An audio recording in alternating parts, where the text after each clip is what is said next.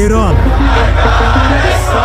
America, Iran is a disgrace. और Israel. He targeted Iran's main enrichment facility. आखिर इन सब की लड़ाई है किस बात पर? Israel launched multiple strikes on Iran. दुनिया में 57 इस्लामिक कंट्रीज हैं, लेकिन क्या वजह है कि अमेरिका और इजराइल इन सब को छोड़कर एक ही कंट्री ईरान के पीछे पड़ा है?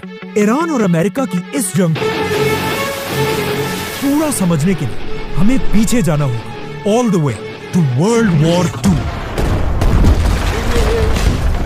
We shall never surrender.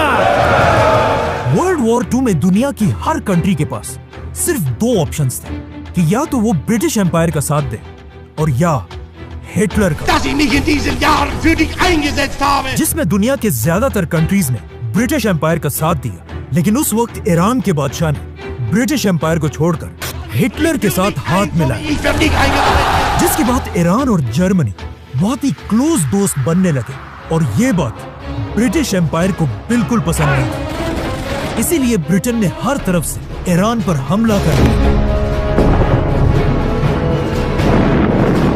और बहुत तेजी से पूरा ईरान फतह करने लगे। ये देखकर ईरान के बादशाह ने कुछ ही दिनों में ब्रिटिश एम्पायर के सामने सरेंडर कर दिया और उनसे अपनी बादशाहत बचाने की भीख मांगने लगा, जिस पर ब्रिटिश एम्पायर ने कहा ठीक है, लेकिन हमारी एक शर्त है, तुम्हें ईरान के तख्त से हटना होगा और अपने 22 साल के जवान बेटे को ईरान का नया बादशाह बनाना होगा, क्योंकि उसका ये बेटा रजा शाह पहलवी ब्रिटिश एम्पायर का एक वफादार पपेट था। ईरान का ये नया बादशाह अंग्रेजों से बहुत ज्यादा इंस्पायर था।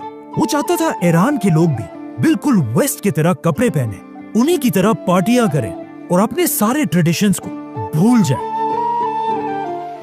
इसीलिए वो पहले दिन से ये कोशिश कर रहा था कि किसी तरह इस्लाम को ईरान के लोगों से दूर कर दिया जाए, जिसकी वजह से उसने ईरान में हिजाब पहनने पर पाबंदी लगाई, बहुत सारे मदरसों और मस्जिदों को बंद कर दिया और ईरान के बड़े बड़े इस्लामिक स्कॉलर्स को गिरफ्तार करने लगा और इनकी जगह म्यूजिक, पार्टीज और शराब को पूरे ईरान में फैलाने लगा।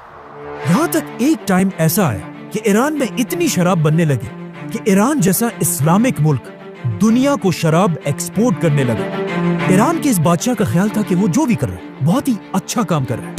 I mean to be, as you say, the king of kings. यहाँ तक कि उसने एक दिन सऊदी के किंग फैसल को कहा कि तुम ये क्या पुराने जमाने में रह रहे हो, तुम्हें चाहिए कि सऊदी को भी बिल्कुल वेस्ट की तरह एक लिबरल कंट्री बना।